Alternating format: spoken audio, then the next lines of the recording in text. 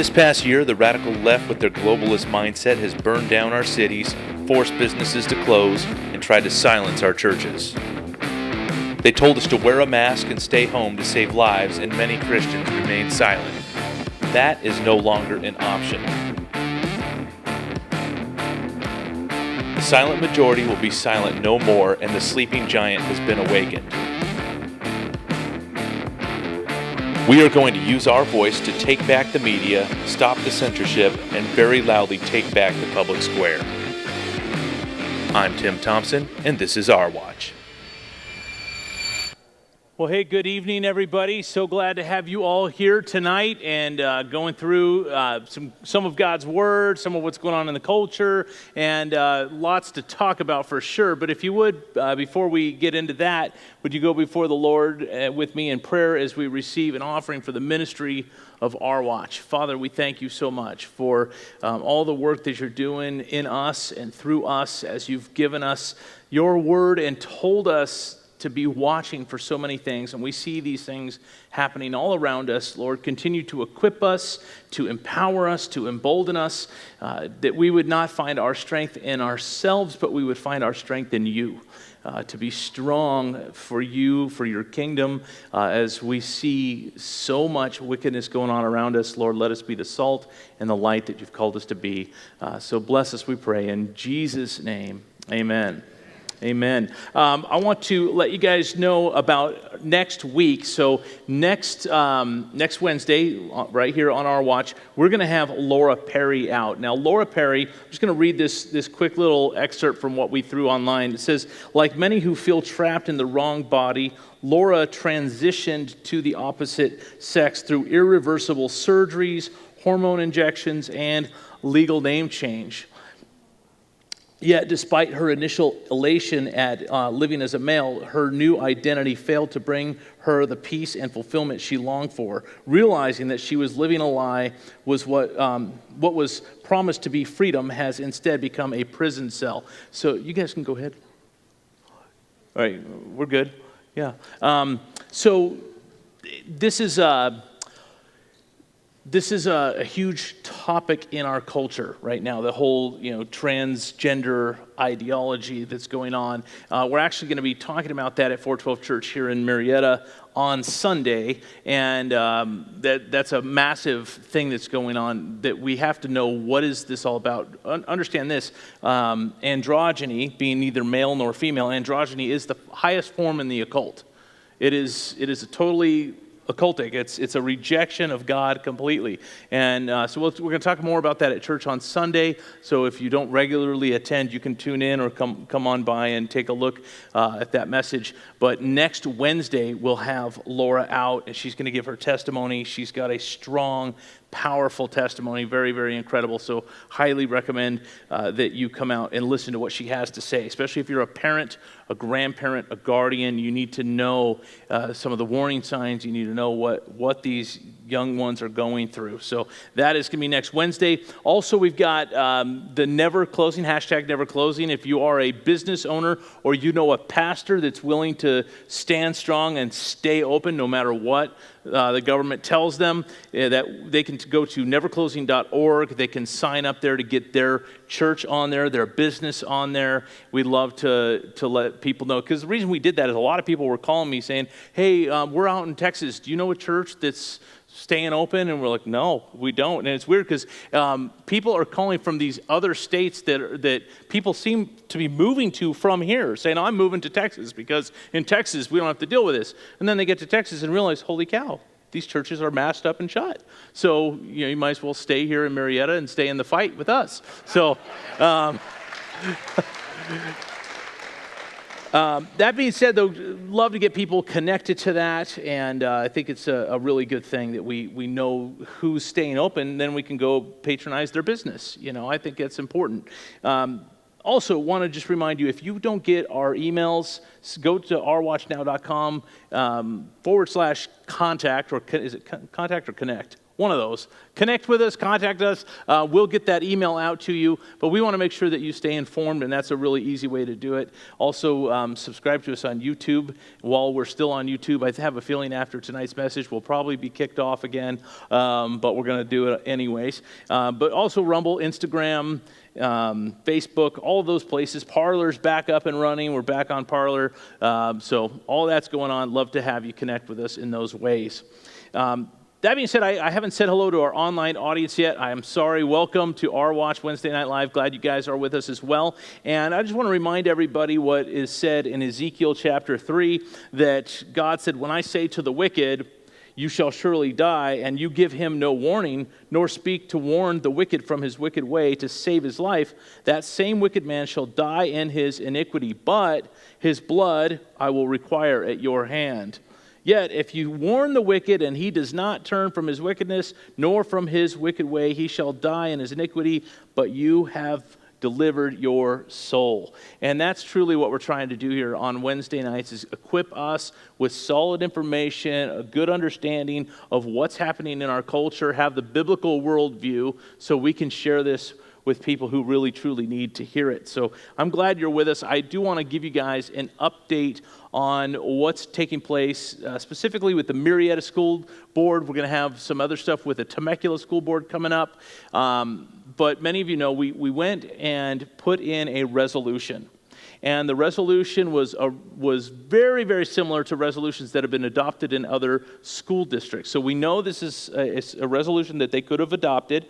It was very clear, very concise. It had a lot of logic in it, a lot of common sense in it, a lot of statistical facts in it. So, of course, you know they totally loved it, right? I'll show you just a few videos. Here's Dr. Donahoe. Dr. Todd Donahoe is a local doctor, and he was there speaking, and take a look.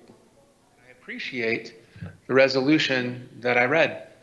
It's an effort that you guys put something together. I'm proud of you for that, but I'm also very disappointed because the differences between the two resolutions are stark. The community one that was put together by Pastor Tim, who you'll be hearing from this evening, covers all of the important reasons as to why we need to stand up and say that the mask mandate should be removed and these children should be given the option. Families should be given the option.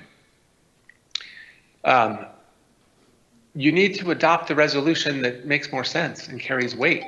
What you guys are doing is halfway there. It's a good start. As I said, thank you. I'll recognize that. Your time is finished. Could you please finish your sentence? Yes, I will finish in just a moment.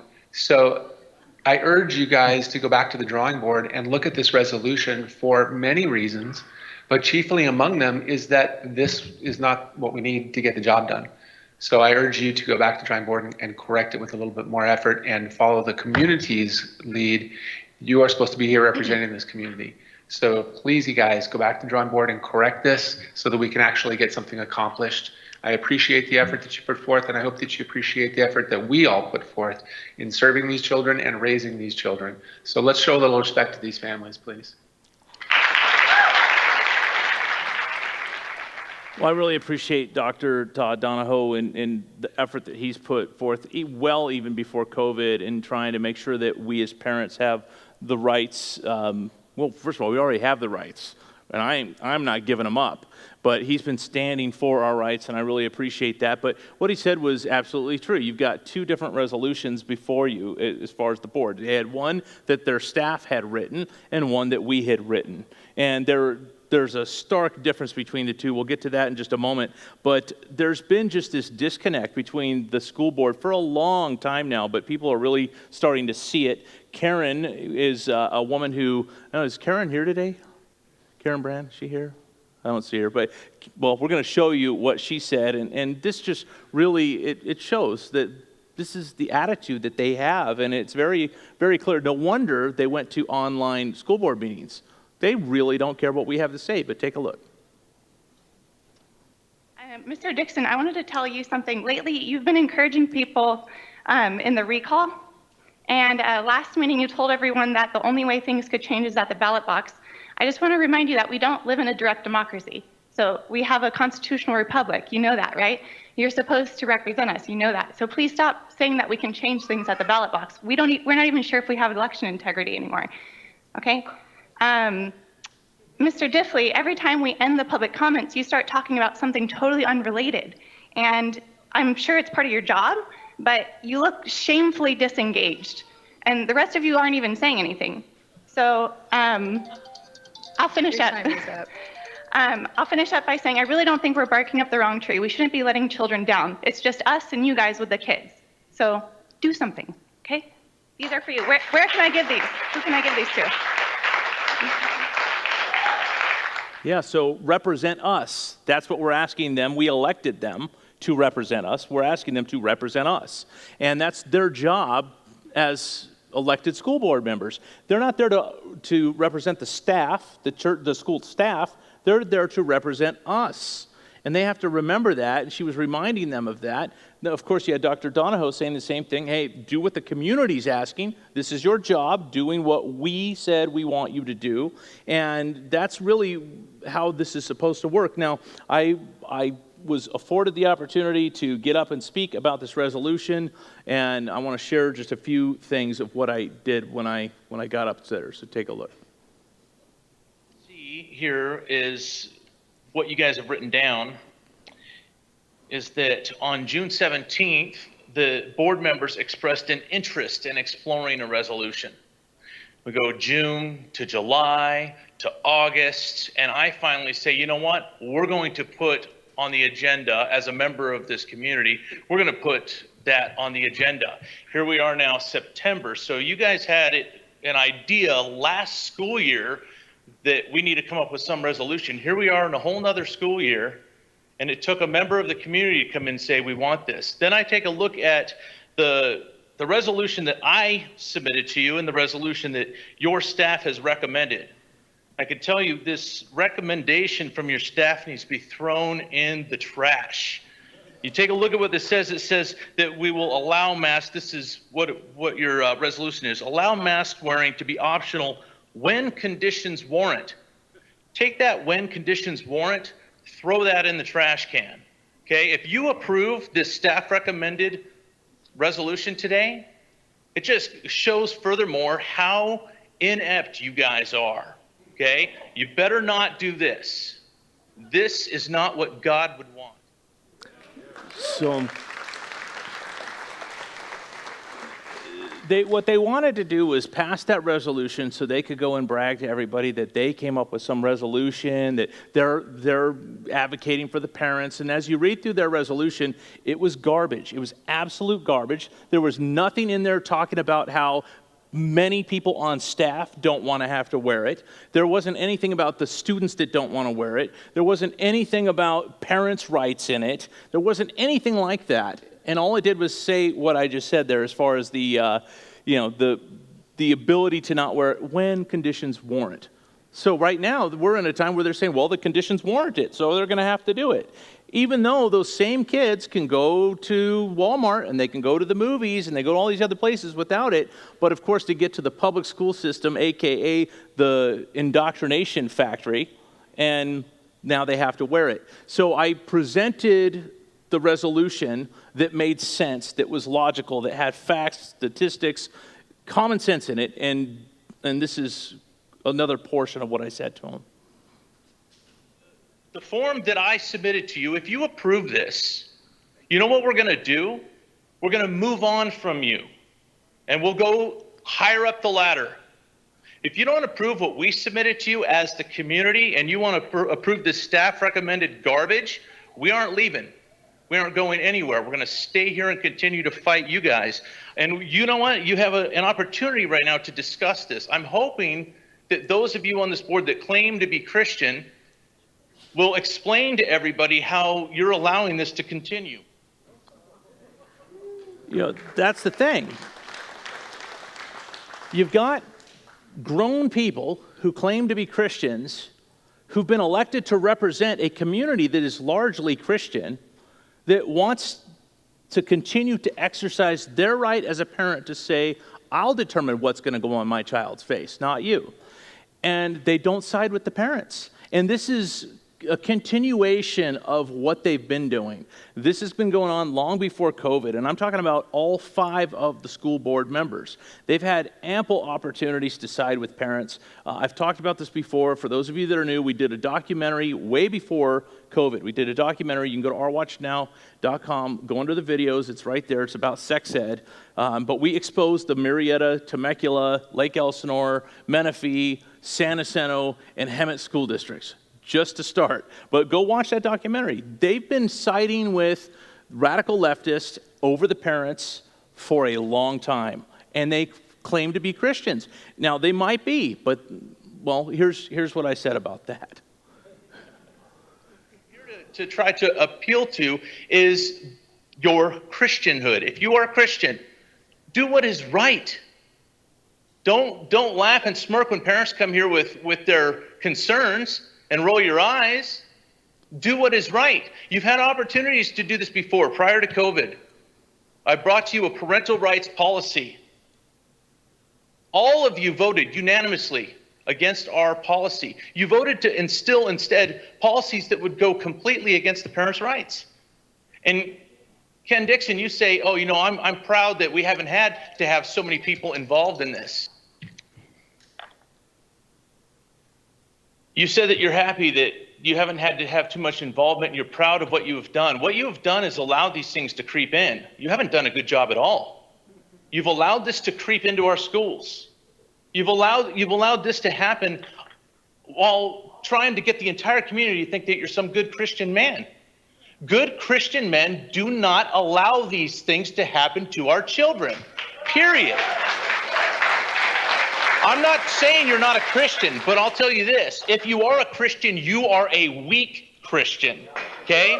It is time for you, after your 7 decades, to step down and step aside and let somebody else come in here and do the job. And finish out well. Don't finish the way you're finishing right now, because this sucks. You're not doing a good job. You're doing a disservice to everybody in this room and everybody whose kids go to this school. Stand for righteousness. Do what is right. I'm imploring you, take this staff recommendation and throw it in the garbage. Make me eat my words. Make me look like the fool today. You guys have done a very good job of making yourselves look like a fool. Make me look like a fool. Approve my resolution and stop smirking at me. I'm sick and tired of people like you, okay? It's very simple. Let us move on from you. We're not getting anywhere anyways. Prove me wrong, adopt the resolution that I gave you, and we will move on. Thank you.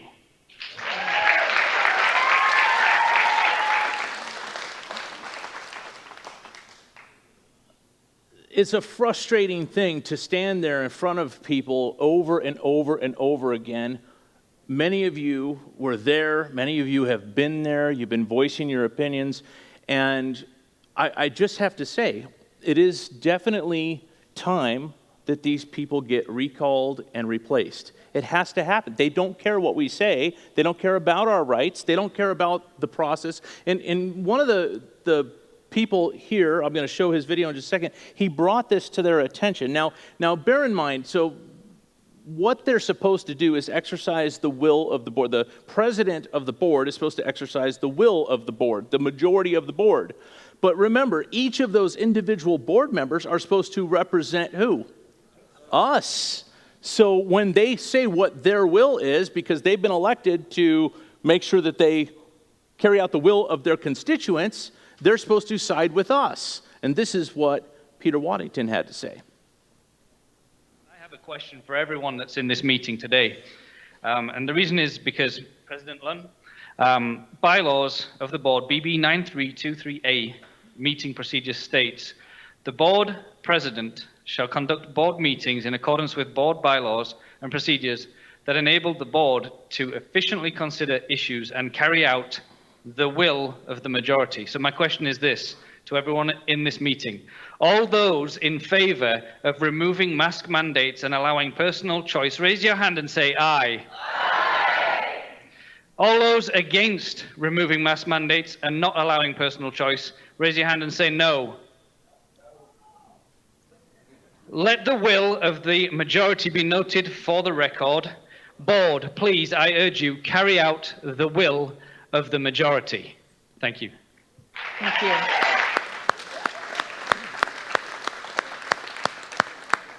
I think that was well said, and it would not surprise you, I'm sure, to let you know that right after we were done speaking, they went ahead and approved the staff recommended resolution that has absolutely no teeth in it to help protect your rights as parents. Nothing. They don't care. They've shown it time and time again, and so they have to be replaced. It's that simple. And we all have to work together to make that happen. So that being said, we have openings right now. If you know somebody that wants to run for school board, or you yourself wants to run for school board, please talk to Desiree immediately after this time, or email, and that's Desiree right there with her hand raised. If you're here tonight, go talk to her. If you're watching online, just email us, or you can email her, Desiree, that's Desare, Desiree@ourwatchnow.com. We want to help connect you, and we want to help you help us. So thank you so much for all that. Let's go ahead and get into our speaker for tonight. Our guest this evening is dedicated to 4 things: the facts, the law, the truth, and justice. She defends against the coordinated assault on our individual liberties, those things we've been talking about right now, by politicians, special interest groups, and private entities emboldened by the government and even our own neighbors. Her law firm is leading the fight against this assault to protect our children and the basic principles of popular sovereignty, limited government, checks and balances, and personal autonomy necessary for a free and healthy society. Please welcome our guest this evening, Nicole Pearson.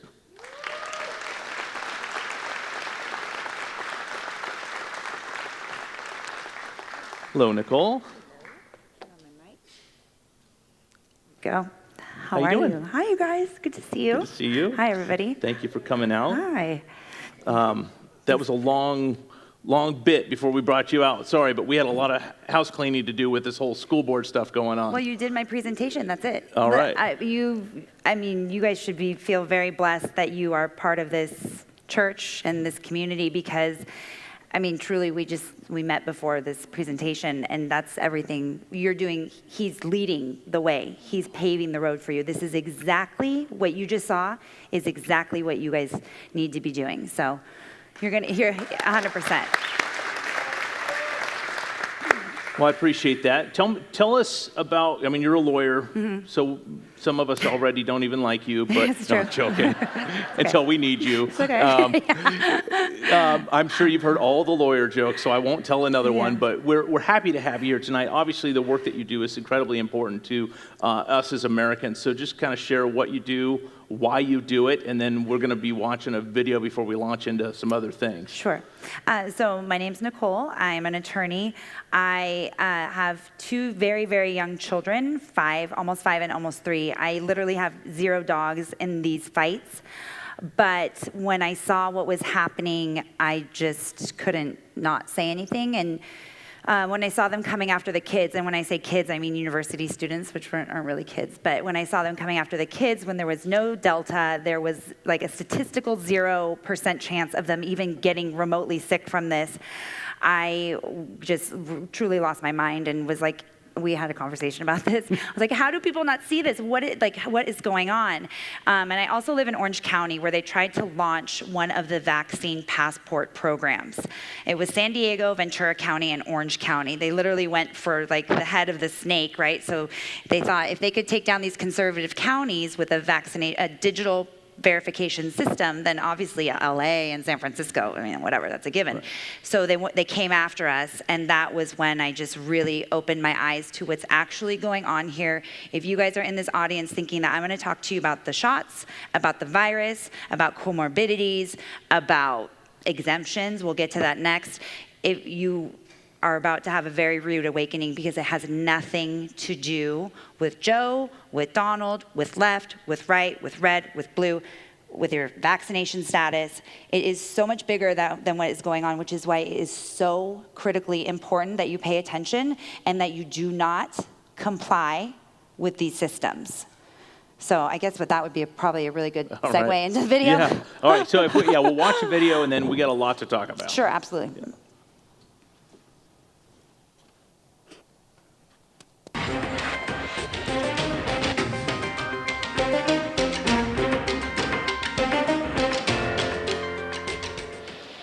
They're constantly monitored by facial recognition cameras that are able to instantly put a face to a name.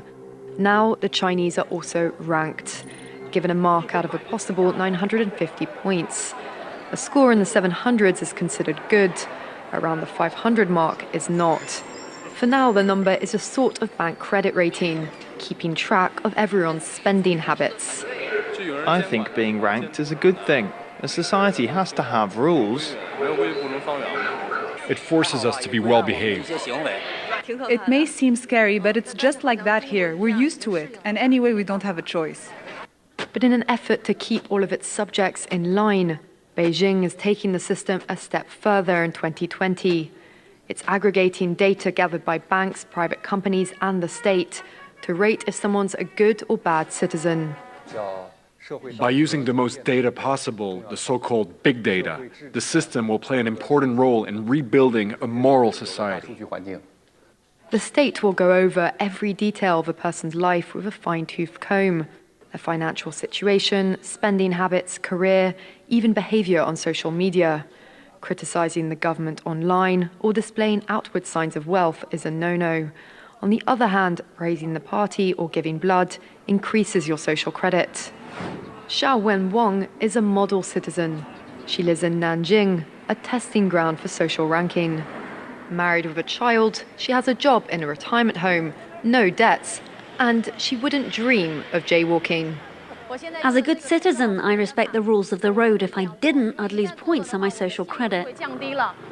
In theory, everything can be taken into account in the social score, even the most innocuous errands like supermarket shopping. When Xiao Wen Wang makes an electronic payment, her purchases tell the state a lot about her. Buying cigarettes would count against her. On the other hand, nappies show she's an attentive mother. Beer could indicate alcoholism. She'd be better off buying water. In this pilot city of 8 million people, there are only 18,000 model citizens. For Xiao Wen Wang, there are perks to be had, such as paying half price for the bus.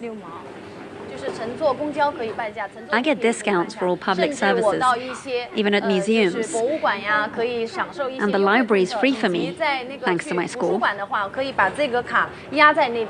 A good score brings benefits, but people with low scores lose rights. The cinema names and shames people considered untrustworthy, plastering their details, even their addresses, across big screens. It's a matter of principle. Those people have to be condemned. Those people aren't honest, so they have to pay the price. It's only right to pay your debts. You have to blacklist those that don't. The Supreme Court has created a blacklist for so-called bad citizens, those whose ratings have dropped to 0. On it are companies, but also 23 million people to date. Among them is this journalist Liu Hu. He got a little too close to uncovering corruption among high-profile party members. After being sued for defamation by the subject of a story he'd written, he was blacklisted. He only realized when he tried to buy a train ticket and was told he was banned from traveling. That tells me I'm still on the blacklist. Punished because he's been branded untrustworthy by the state. Once you're blacklisted, you can no longer get a bank loan, start a business, buy an apartment, or even send your children to a private school. Liu Hu is among a tiny minority of people who have dared to criticize the system, which some are calling a digital dictatorship. I worry, because I think many people like me will be deprived of individual freedoms, and all of us will live with restrictions of one kind or another. After our meeting, Liu Hu learned that his name had been removed from the blacklist, but he still has a long way to go if he doesn't want to languish at the bottom of the social credit hierarchy. Good thing that doesn't happen in America, right? Never. It would never happen here. So this is the Chinese social credit system, and we told everyone we're going to be talking about that tonight. I've already, for a long time, had experience with that because I used to be a missionary over in Asia, and I watched over the last 2 decades as they've developed this and laid it out. it's really weird to watch how they've done this and how they get people to say things like, it's good for us. It ensures that we behave, or it forces us to behave. Even God doesn't force us to behave.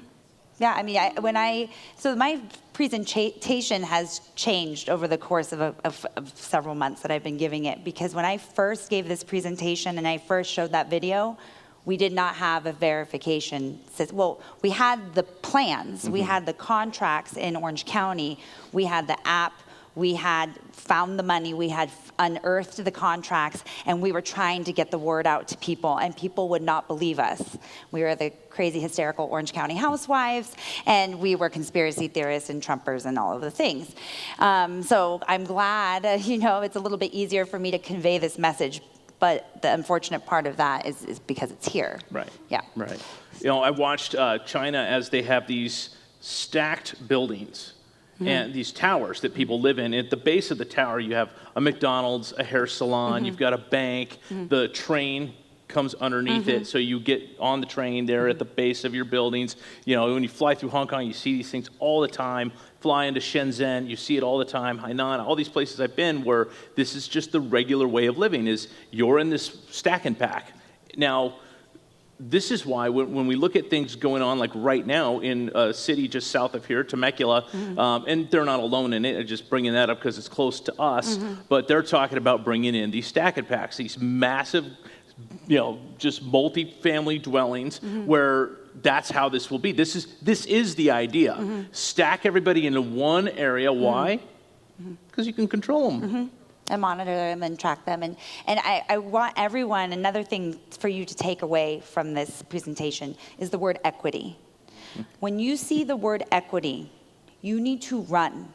Everything that we have seen pass and change and develop in the last, 10 years, has been under the guise of equity.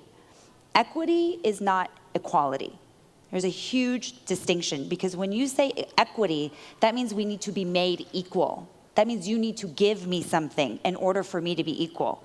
Equality is we're equal. We think of each other equally, we have access equally, we have opportunities equally.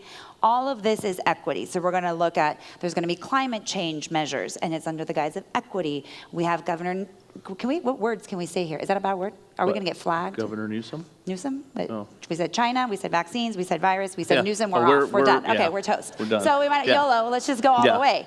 Okay, so we have Newsom who just passed the resolution, no more single family zoning, right? You know that. So, and it's all under the guise of equity. We want to give people equal access to these schools and to the land and to opportunity and so that's what we have here. And I just, it is what we just saw is antithetical to what it is to be an American and what it is to live in the United States of America. The presentation has changed from when I first started to show it, but you don't even need to hear the presentation to know that that is not what we stand for at all. We are a free society. We have certain inalienable rights that actually have nothing to do with being American. Those are certain inalienable fundamental rights that date back from ancient Roman and Grecian times. They were incorporated into the Roman Catholic Church, into the Bible. They're so fundamental and basic to what it means to be a free human being, regardless of where you live or at what time in history you live. But this is antithetical to that, and that is exactly what is happening. We're building a moral society. Let's see here. These people have to be condemned. These people have to pay the price. It's a digital dictatorship, and we already hear the language now. People are already saying it. Be a good person, get a shot. Do your part, get the shot. It's already happening. So we just really need to be paying attention to equity, that languaging, and we just have to resist these systems. So yeah, it's you're coming from a position of logic and fact. We study just even the last 20 years of history. We can see that this is what's gone on. Anytime you hear the word equity, you got to run. And then again, I'm going to pick on the city of Temecula. They come out with this thing called a READY Commission. Stands for race, equity, diversity, and inclusion. And then they'll say, oh well, it has nothing to do with race. Well, the first word is race. And then we talk about equity, and they don't understand. You try to speak to them, and there's this delusion thing that I was talking to you about earlier, and we've talked about this, 2 Thessalonians 2, that people reject the truth, God's going to send supernatural delusion upon people, and this is what's going on. You're talking to people like, what do you mean race has nothing to do with it? Hello, like undo the veil, like take the veil, like look, it's the very first word. And equity, no, it has nothing to do with how you're saying, we just want people to be equal. Then say equal. Right. But you're saying equality, equity, and equity has nothing to do with that. Equity is equality of outcome. Exactly. And that's a problem. Yeah, because like you said, you got to take from one and give to another, so that way everybody's... I mean, they've been really sneaky about it. I don't think we should be hard on ourselves. This has been a slow, and you actually were, when you spoke with Charlie Kirk, and I was here, this has been infiltration into these systems, into these organizations for years. They have been doing this for a very long time, shifting the dialogue, shifting the perspective. I mean, a lot of us, it's nice. You want to help other people, and you want other people to have access and equitable results, but this is not the way to go about that. So, what we're looking at right now, and I want to be very clear, even though I think it's clear because we have the passport here. California is a digital system. I just want you to know, for everybody in the audience who's gotten the shot, your paper card does not matter. I don't think there's many here. Okay, but hypothetically, watching, I don't know. This will go viral, but hopefully. Your paper card does not work in California. The digital system has already been activated. You can tear it in the trash. It's done. So they haven't rolled it out yet, but the system has already been activated, and your paper cards won't matter anymore. And I want to just drive it back home that if this had been about health, and about getting everybody safe, and even just getting everybody the shot, they would not have coupled it with the rollout of this passport system. That they are so close to rolling this out, which is why the mandates are coming, which is why they tried to do it in Orange County, we stopped, put it on pause. They tried to roll it in San Diego and Ventura, you guys got it to pause as well. Then we had Governor Newsom saying, we're gonna have the most robust verification system in the country. Then he blew it. Then we have the White House coming down, and it's more and more. We had $1 million lotteries, 4-year, scholarships to go to school, and the more desperate they get, it's because that's how much closer they are, but how much faster we're waking up. So they're becoming desperate. So you need to understand that everything that's happening, and we'll get to the law, hopefully, soon, or as well, is that everything they're doing is illegal, and everything they're doing is out of desperation, and everything they're saying to you is a lie. I want to be totally clear with you guys. They are lying to you. No vaccine that you could currently get in the United States of America has been FDA approved. The president did not say that every federal worker has to get a shot and cannot get exempted.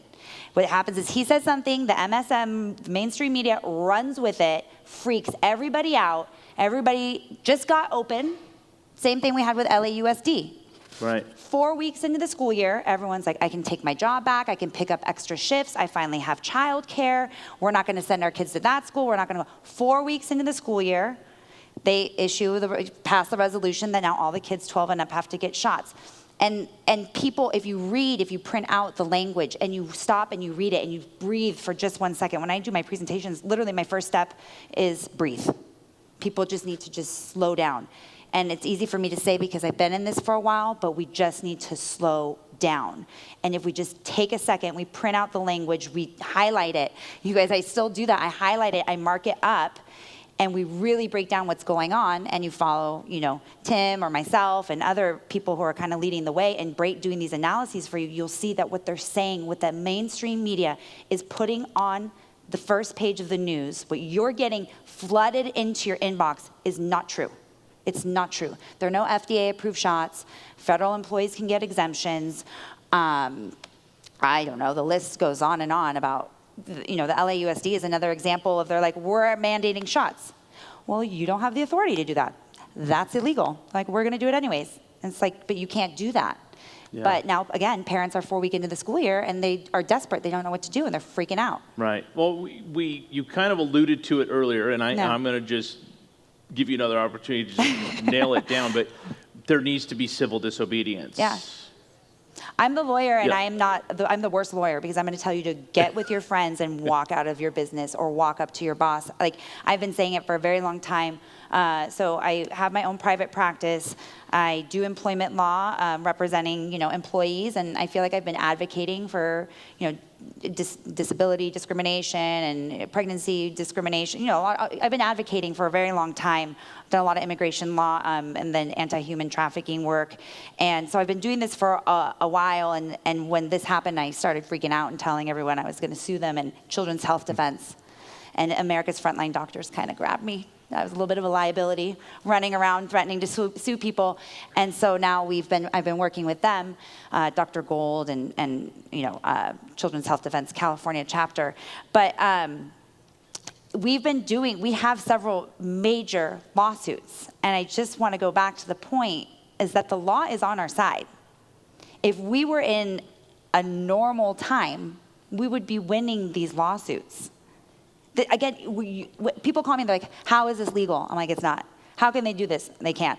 Why are they doing it? Well, you should come to Tim Thompson our watch and come watch the presentation.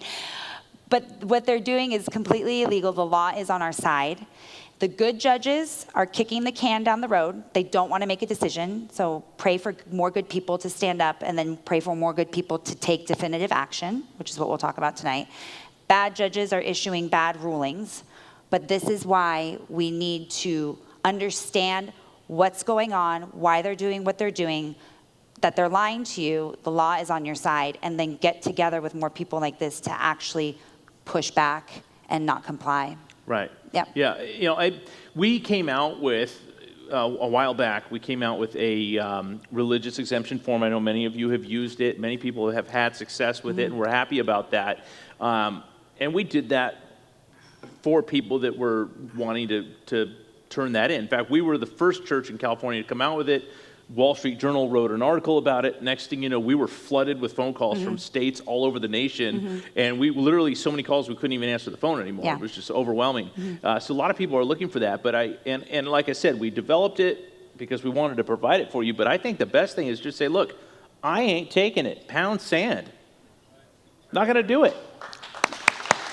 Like, I don't understand why do I have to turn in a religious exemption? This is America, people. Like tell our bosses, look, I don't have to turn in a religious exemption. I don't want it. Well, it's period. The end. It's asking for permission for some.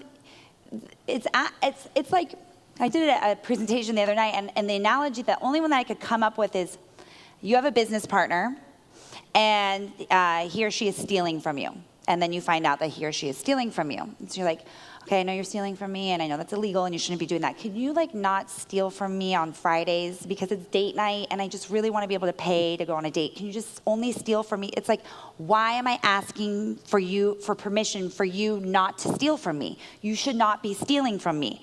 If you submit an exemption, you are legitimizing, you are making the system legitimate. You're making the policy, you're conceding that the policy is legitimate, that these rules are legitimate, and that I have to ask for permission from you to live a normal life when I'm completely healthy and I pose zero risk or threat of harm. You cannot. We are legitimizing illegitimate systems. This is part of the PSYOPs. This is all part of it. And we're also desperate to get back to work.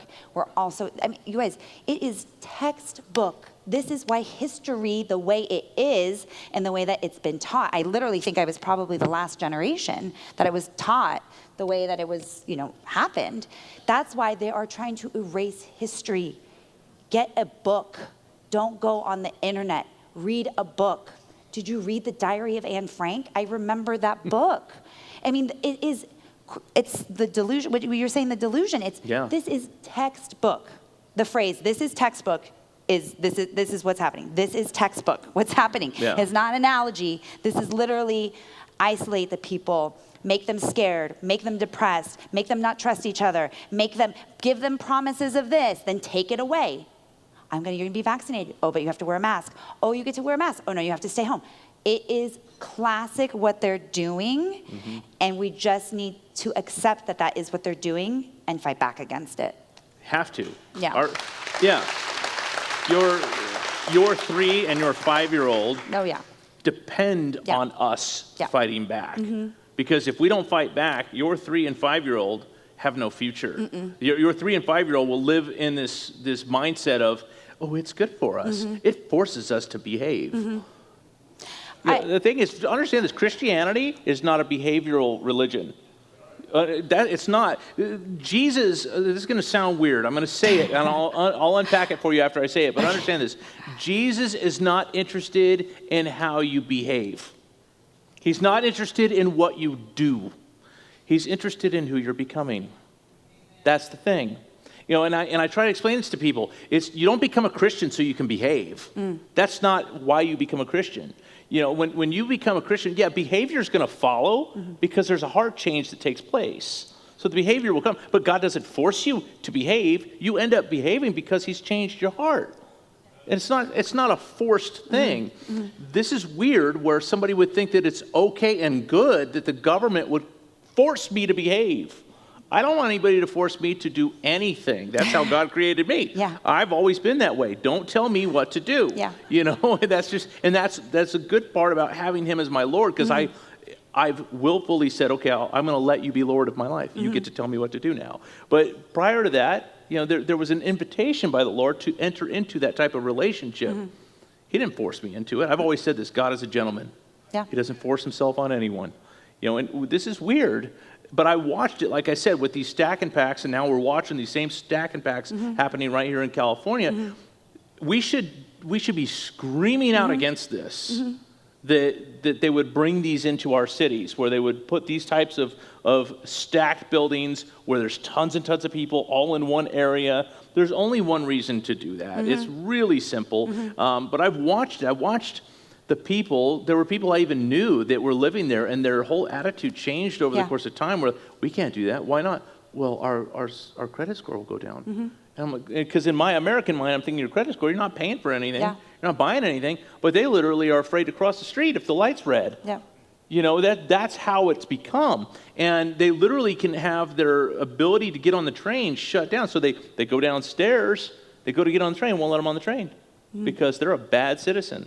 But it's even, so it's funny, you know, we're not advocating jaywalking. Obviously, I just want to, as your lawyer, I don't want to say that I'm advocating jaywalking. But you guys, our entire lives are online. They will know what you are doing, okay? We don't need you to murder someone in the street or jaywalk for them to turn off your pass. You're going to buy something because you're going to have to scan your pass to get into Trader Joe's. You're going to scan your pass so you can check out. You're going to scan your pass because you went to a strip club. You went gambling. Not this crowd, but I'm just saying. In general, they're going to be tracking you and I'll bet you we could get them to gamble. Who wants to take that bet? You want to take that bet? Okay, there you go. And especially, under the lockdown, they have shifted us online. They know every single thing that you guys do. So we don't need you to murder some. You guys thinking it's like, well, I'm not going to do that. It's what you post. It's what you share. It's what you like. It's what you comment. It's what you download to your phone. It's what you order, the books that you order. It's so minute, but they are going to, everything is digital, and it will be linked to this digital pass that we already have. So, I think is there any way that we can get the Israel? I think it's your first slide. That is my first slide. The point of the passport verification system, right, is to get everyone not just digital, but to get them your digital, your identifier, your footprint, your AI footprint. I'm going to go out there and say it, and now input it into a government software system. A government developed, a government run, a government controlled platform. Because we're all digital. We all have our AI bot that lives out there I sound so crazy. Can we back up for 1 second? I'm sorry. This sounds really crazy, but I'll try this. We all use the internet a lot. We all text message a lot. We send emails. We already have a digital footprint, okay? Google has it, Apple has it, Yahoo has it, but the government doesn't necessarily have all of it. This will shift it all into the government database because the government gave you the shots, Then you got the verification to prove that you got a shot. You got your exemption because you didn't get the shot. And you all have a number that they will have in their database. And then like in Israel, you were a good little citizen and you got your shot. And you were a really good citizen and you got your booster. That's only going to get you 6 months on the green pass so that you can live your daily life. They've now revoked it. So 6 months. And if you don't get the next booster within 5 months of your last shot, your pass is off. And then the next booster and the next booster. They're done. I mean, they can rise up. They are rising up. Mm-hmm. We cannot get there. Once they have you in the system, I don't care if you want to get the shot or you don't want to get the shot. There are some people who might be indicated to get it has nothing to do with that. Get the shot. Don't get in the system. And certainly don't get the shot and then force me to get the shot so that I can get in the system. That is, we don't want this system. Do whatever you want. Don't let the government dictate that you need to get it and then control what you need to get in the future. What they give to you, they can take away from you.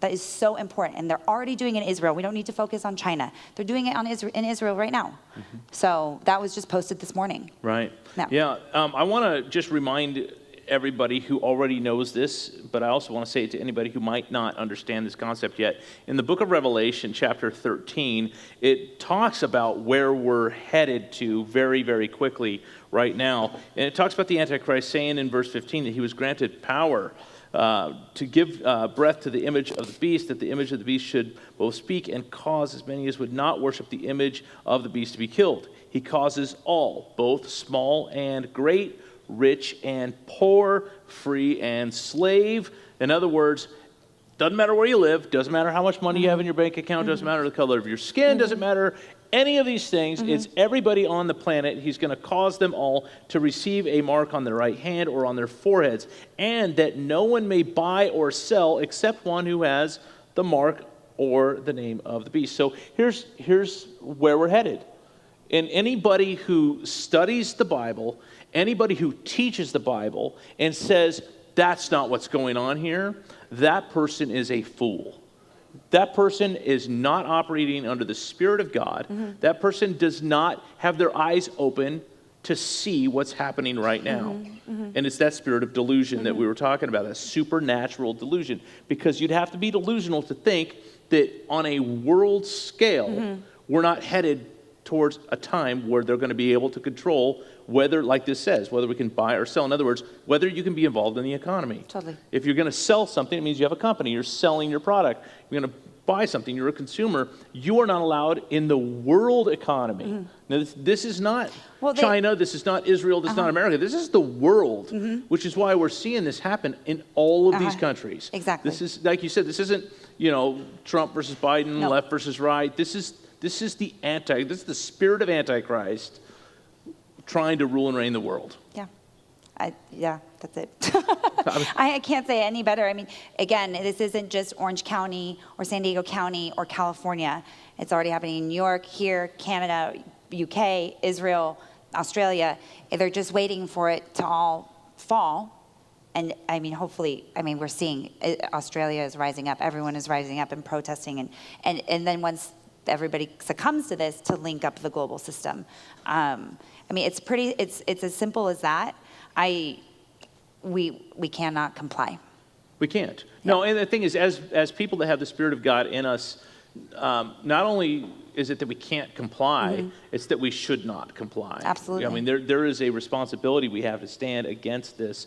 We don't know how long it's going to be until what I just read. Right. We don't know when that's going to be, but holy cow, it's moving along pretty quick. Yeah. We look what's happened over the last 18 months. Oh my gosh. How did this happen so fast? Right. Well, the thing is, the Bible talks about how these times are going to unfold, and it talks about the labor pains of a woman. Well, we know these things women, they get more frequent, they get more intense. Yes. More frequent, more intense. Yes. More frequent, more intense. Yeah. More, Right. the closer you get. Yeah. And that's what's happening right now. Look how fast, look how frequent, look how intense. Yes. You wake up in the morning, okay, what happened overnight? What am I going to see? What article am I going to read? Right, and they're getting desperate. And so I want to back up for just bring a little bit of law. I'm a lawyer. Bring a little bit of law into this. They are doing this under the guise of public health, of a pandemic, right? In California, we're in a perpetual state of emergency right now. Even specific counties can declare local emergencies. We're trying to end ours in Orange County. But under the guise of this public health crisis, I'm sure you guys have all heard of Jacobson versus Massachusetts. It's a 1905 Supreme Court case that says that states have the police power authority to implement a mandatory shot system. That's what that case stands for. It does not mean that they can do what they're trying to do here. Jacobson was about a smallpox outbreak. So Massachusetts has passed a law that municipalities, cities, towns could implement a mandatory shot program. I just want you guys to be armed. And just really quickly, Children's Health Defense or my website, I've taken a lot of pains to filter all of the information for you guys. You do not have to go to my website, but if you want to go to my website, it's factslawtruthjustice.com. On the resources tab, you will find letters, you will find outlines, you will find step-by-step guides how to push back against your employer, against your children's schools. You will find medical journals, everything that is, I feel is relevant and has legs, okay? So I also have a blog. I just did an analysis of Jacobson versus Massachusetts because everyone says, you know, all the people who want to comply, well, what about Jacobson versus Massachusetts? It's a 1905 case that Jacobson challenged this Massachusetts law that the cities could mandate a mandatory, make mandatory shots in the event of an outbreak, okay? 1905, it was for adults only, okay? So then one of the localities in Massachusetts implemented a mandatory shot program for adults, not for children, explicitly excluded children, okay? You could pay a $5 fine if you didn't want to get the shot and go about your daily life. Exactly. And the shots had been around for almost 100 years, okay? That has nothing to do with what is going on here, okay? So Jacobson versus Massachusetts, in my opinion, stands, okay? The states have the police power to implement programs, including mandatory vaccination programs, in order to protect the health and safety of their citizens. However, the Supreme Court went through painstaking detail to limit that when it's oppressive, when it's arbitrary, when it's burdensome, when it starts to infringe on your fundamental constitutional rights, then the courts are obligated to step in and to check the system and to do an analysis of the circumstance, an analysis of the system or the program, and make sure that it's constitutional. This isn't like this isn't a free-for-all. This is why we're in the perpetual state of emergency. This is why the election was so important. This is why we need to keep praying, because I'm getting updates that the votes are still coming in, and we have already gone up 4% in 7 days to get him out. So keep praying, 100%.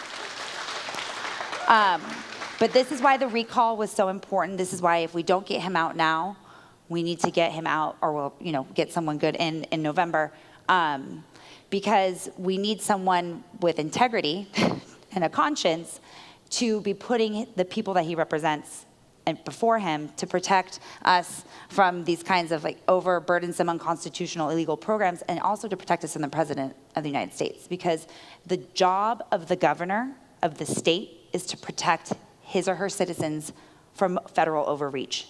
And when you have the lapdog of the president serving as your governor, we're going to be in the situation that we are in, which is why we cannot comply, and we need to take it here local, which is exactly what you're doing. And you go to your schools, and you go to your school boards, and you go to your city council meetings, and you go to your county supervisors meetings, and you tell them, we will not comply. Respectfully, kindly, you go with options, you go together.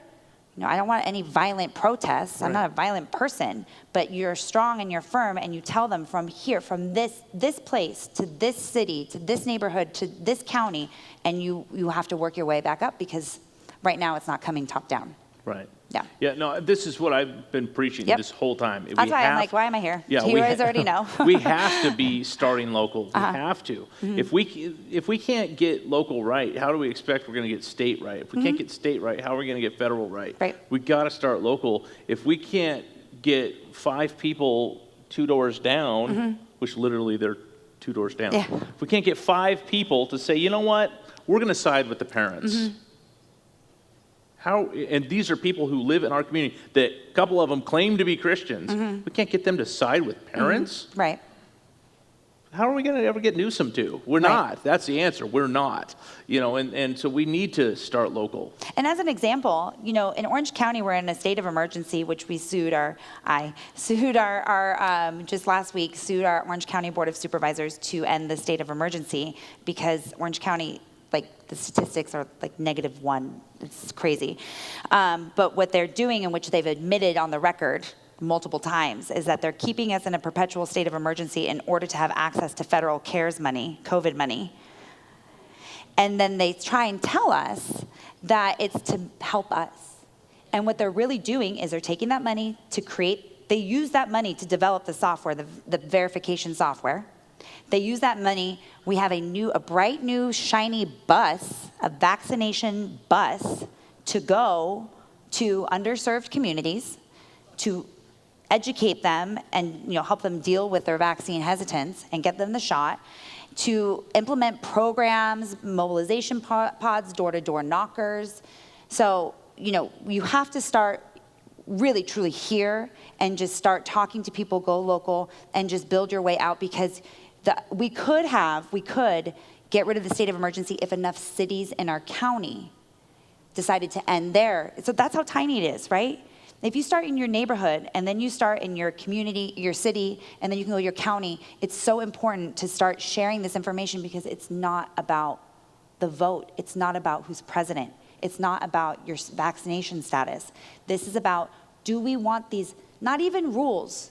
We can work around rules, you guys. If you have to have the app downloaded on your phone and you have to show it to get on a bus or get in a library or go to the store, you can't work around that rule. You can't hide around that rule. We're talking about an app on your phone that you're gonna have to show.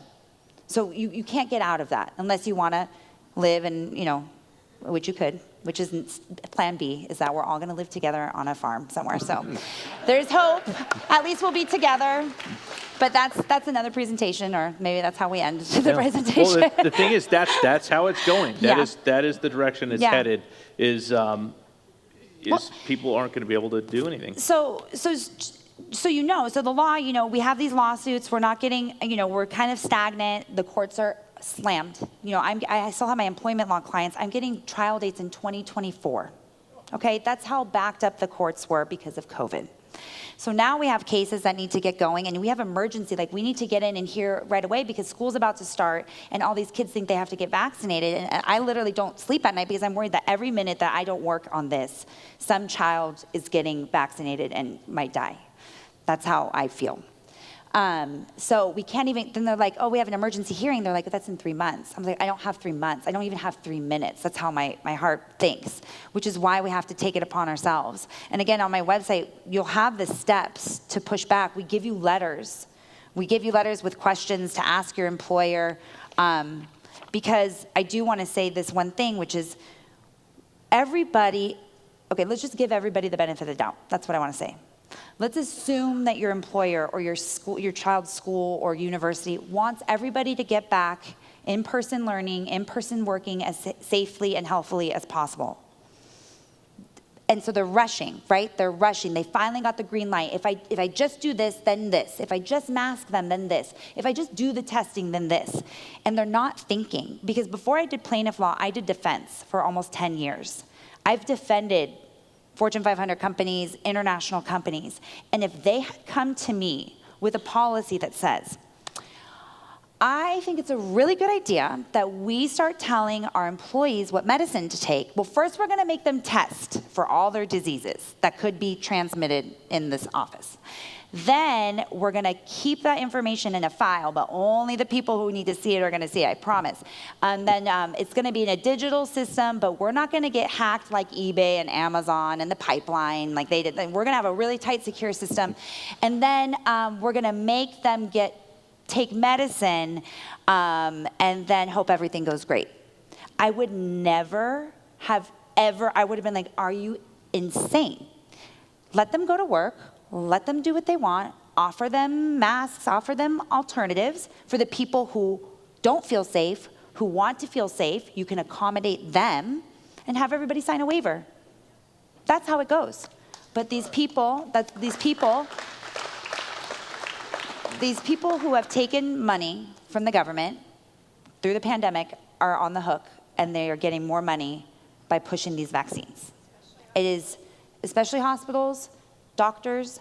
I am not at liberty to disclose the information that I have, which is why we need to keep praying for good people to stand up, because they are, regardless of their shot status, know this is not okay. This is not the system that we want to live under.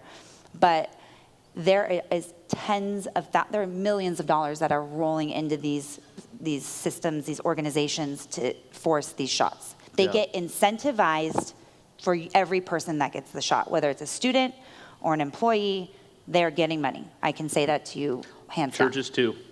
And I'm sure they are as well. No, I know they are. Unfortunate. Yeah, I mean, you can go right online and look and see what churches got what. Yeah. And some of these churches are in the millions. And I'm millions sure of dollars. Yeah. And they shut down. You know, that's the thing. This is totally wicked. I mean, this is what we were warned against. You know, the thing is, we're supposed to, as a church, we're supposed to depend upon who? The Lord. We're supposed to depend on Him. We're supposed to seek first His kingdom, His righteousness. Everything we need is going to be added to us. Why are we seeking those things we need from the government? And yet, tons of churches have received that money. You have two other slides. Let's take a look at your second slide. Your second slide, which one is that? So this is just so you know that I'm not crazy. Can I just look? I have my mic on here. I just want to read it because this is from the contract. This is from the contract, the Orange County Passport contract, so you know I'm not a liar. And it says Barry, I forgot his last name, Barry, but Barry is not vaccinated. Barry's not vaccinated in red underneath, and it says like Barry's very sad that he doesn't get to do anything today. That's in the contract that we read. That is what the Orange County Board of Supervisors signed. So that's what it's going to look like. Barry looks happy, but he's not happy because he's not vaccinated. And underneath it says, that's very sad for Barry because bummed Barry is not going to go anywhere. So that's what I wanted you to know, that I'm not lying. And then the next one is a contract that I received over the weekend from Oregon Virtual Academy. This is the mandatory vaccination program for Oregon Virtual Academy. It's a virtual academy. They have no one anywhere in person. This was to show you guys that I am not lying, that it's not about your health. This is not about your health. This doesn't make any sense. Why would they say anything to anyone about what medicine they take, because we all know these are medicine, to reduce symptomology, if anything. Why are they dictating why people who aren't even in the office, what medicine they're taking? And I want to read, it says, they cited to the Oregon law, and it says, children are required to attend school, true, which is a congregate setting where COVID can spread easily. Sure, in person, hypothetically, allegedly, but not in a remote academy. But again, I got this frantic email from this poor girl who's a teacher, and she's like, what do I do? What do I do? And I'm like, nothing. You're remote. This is baloney. Why? I feel bad. I'm tired. I've got a lot of stuff going on, but I'm like, can't you have to tell them that this doesn't make sense. You have to tell them. And again, if you go to my website, you'll see the 12, it's not 12 steps, but there's a letter to push back on your employers. There's a letter to push back on schools. Oops, I'm not like even in the interview anymore. I'm back. So there's a letter to push back on the schools and the universities and the employers, and you're gonna ask them, are you aware of, for my kid in school, he's 16, are you aware of these stats, the myocarditis? Are you aware of, the Japanese study when they found that it affects fertility, that the spike protein, nanoparticle, lipid particles are settling in the testes and the ovaries and this. Are you aware? And it lists 16 questions. You're like, I'm really interested in talking to you about this policy, but I need this information first before I can agree to it. And especially when you're dealing with the employment context, you have an employment contract. These are the terms. They want to add terms to your contract. You need to have a conversation about that. You don't have to agree to those terms, especially terms that don't relate to your job duties, and especially terms that are illegal, because you also can't mandate FDA authorized protocols. They're not approved. You cannot go get an approved shot in the United States right now, as I speak. It's a lie. So go, push back, tell them. Don't be afraid. They don't know what they're doing either. How are people not pushing back? I don't understand this. Like, if you were to make a commercial for these vaccines, the way we make commercials for other things that are in the testing stages, come out and try this drug. May cause, and then they go through this whole list, may cause brain defects, may cause anal leakage, may cause, and just like this whole, I'm like, I don't want that. I will never go and get that medicine ever. But this will protect you. You guys have seen these commercials, right? I'm not just making this stuff up. Okay, but you guys, these drugs are going to save you from your 1% chance of getting sick from this virus. So you forgot that. You forgot that these are very protective of the 1%. It's a very serious 1%. So you got to get that drug. Yeah. You got to get that anal leak going. Right. Yeah. But I don't know. You didn't know it was going to be this type of topic tonight at the church, did you? We talked about what words we were allowed to say and not say. That wasn't on the list. It wasn't on the list. We did not discuss that. Talk about public school systems sooner or later. That's going to come up. Here's the fact. If you look at the list of adverse reactions to this, it makes zero sense to rush out and get this. Why aren't people pushing back? To me, obviously, as a Christian man, understanding Revelation 13, seeing how this is pushing us towards that, seeing how there's a global push to control everybody, I see that and I go, okay, well, clearly for me, I'm going to say no to it. But if I try to push my Christianity aside and go, okay, just as a logical, reasonable human being who can read statistics and see, okay, they're reporting the statistics on VAERS, and even that is drastically underreported, but I can go to that, and even what they have that is drastically underreported, I read through that and I go, why would I ever even come close to thinking I'm going to take this? I wouldn't. So why are so many people that all have access to this? We all have equal access. Why are they not pushing back? How come there's not more of a pushback? I mean, and I think it's just desperation too, because when I did a poll on my Instagram, and I was like, why, the question actually wasn't why would you get this shot, because I didn't want to alienate anybody, but it was why are you like excited to get the shot or something like that. And I think literally 93% of the people, or no, that's not true, like 40% of the people wanted to travel. That was like their answer, I want to travel. And then like 63 were just like, I want everything to go back to normal, because they've been fed these lies. And then, like 12% was like, I want protection. I want to have protection, health protection. And then the other was like, what are you talking about? So thankfully there was like 4%. This is my personal, not my work Instagram. But I just think that, again, it's the psyop. You guys, I say this as a joke, and I don't mean to make light of people in abusive relationships at all. But I truly, honestly believe that if we think about this in the context of being in an abusive relationship with our government, if you can think about it that way, again, please don't be upset with me for trying to make that analogy, but it truly is textbook what they have done to us. They have gaslit us, they have blamed us, they told us that we were sick when we weren't doing anything wrong, but by just like living, we were wrong, but in reality, they were the ones doing the it's just like being with an abusive, cheating, manipulative, lying, boyfriend. It's crazy, but it's textbook. So if you can understand, and then again, have empathy for people who are just now waking up, and I think you have to be especially empathetic to people who have had the shot, because could you imagine hearing this? Could you imagine thinking, I just want to see my grandma and grandpa. I just want them to be safe. A lot of people did it for that. They wanted to see their family members and not. So a lot of them did them, for altruistic reasons, and then realizing what they have played into or could be playing into. And that's why, again, it needs to not be a conversation about the shots. I don't care. I don't even want to know. Did you know that Orange County has a digital passport? Did you know that Israel has a passport and now they just shut off your passport every 6 months if you don't get a booster? Did you know this? Did you know that? And if you have that is, I think it's so, you guys, it is not about the shots. People should be able to get the shots. I would be a hypocrite if I told you guys, don't get the shots. I want everyone to do what they want to do and have the option, because there's not a digital system on your phone that knows whether you scanned into your doctor's office, got the shot, and then he or she scanned it and said you got the shot and uploaded your record to it and your serial number. That is what we're talking about. This is not a rule, a resolution, a piece of paper that you can still go like we've all been doing. And I live in Orange County. That's like a party up there compared to other places.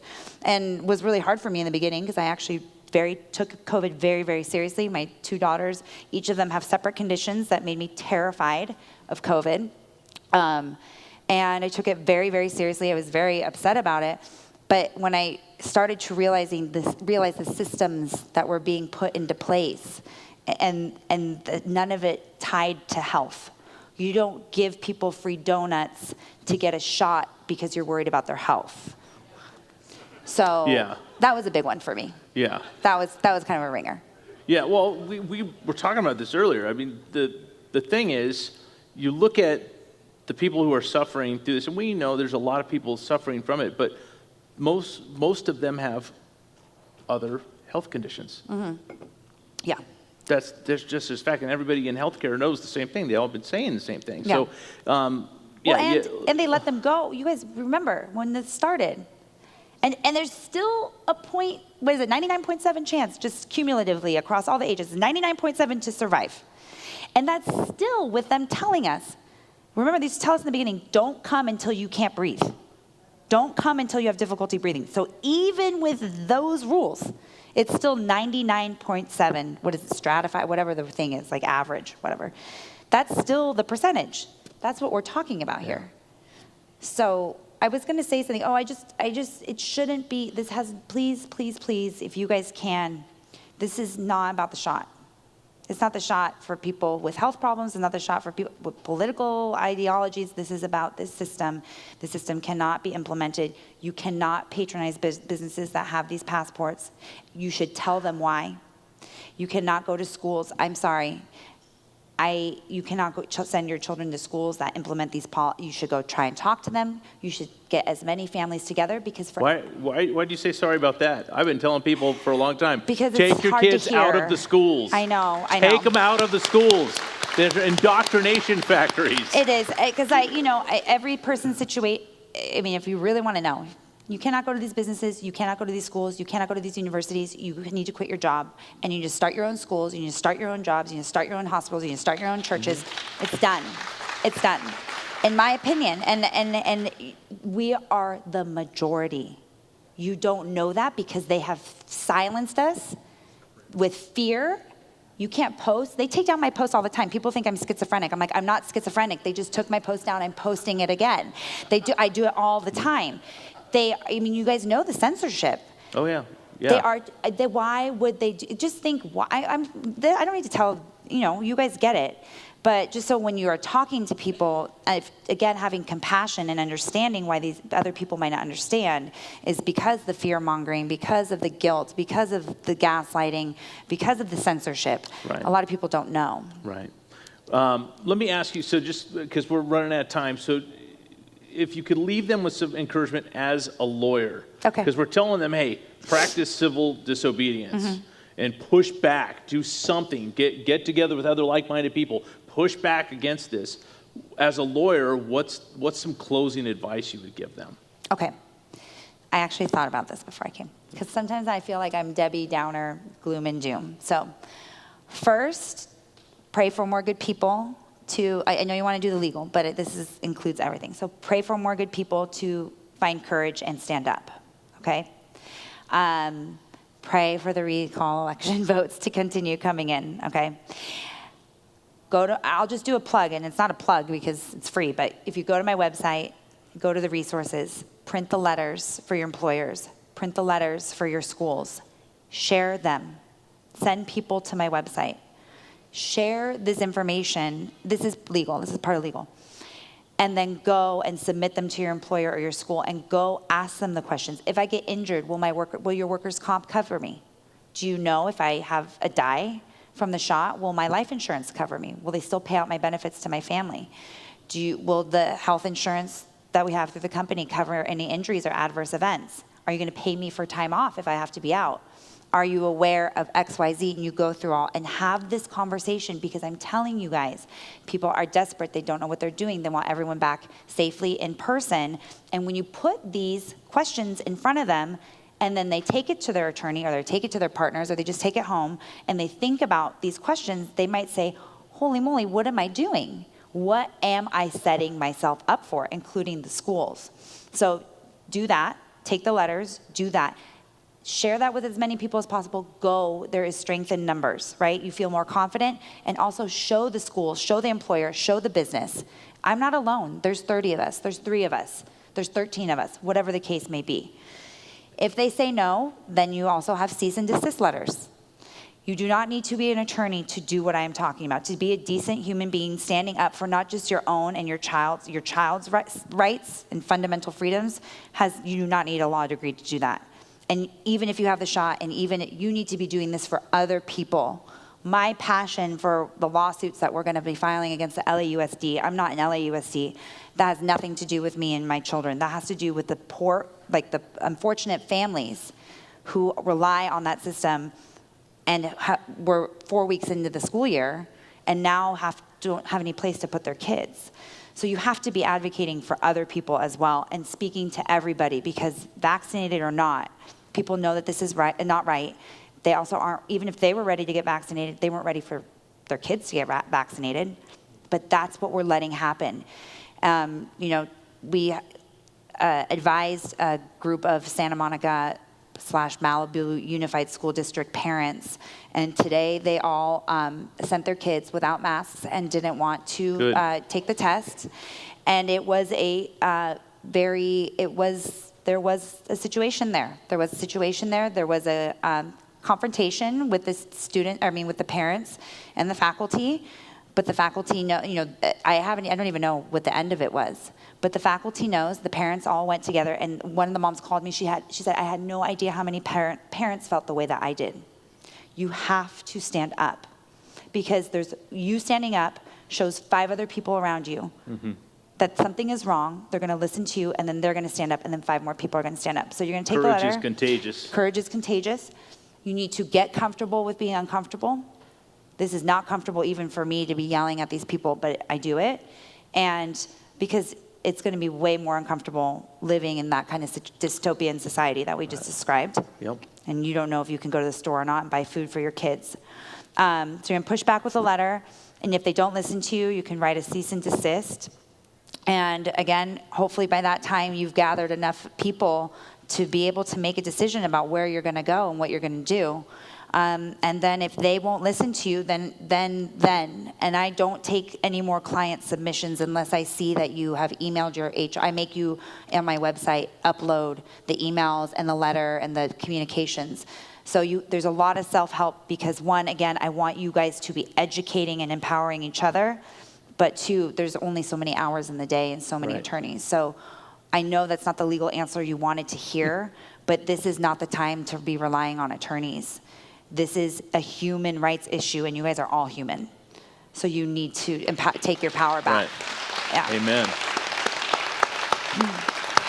Well, Nicole, I appreciate you making the drive to come out here and be with us and share this with you. And what was your website again? Just one more time. It's Facts, Law, Truth, Justice.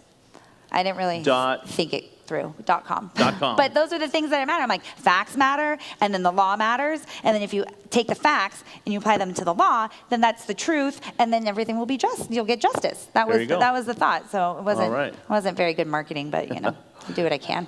Well, I appreciate you. I hope you guys will go to her website and get that information and use that information, empower other people with it. So, Nicole, thank you so much. God bless you. Thank you for having me. I want to thank all of you for coming out tonight. I want to thank everybody for tuning in online. And don't forget, next Wednesday, we've got Laura Perry coming out, the former transgender. You're not going to want to miss this. God bless you guys.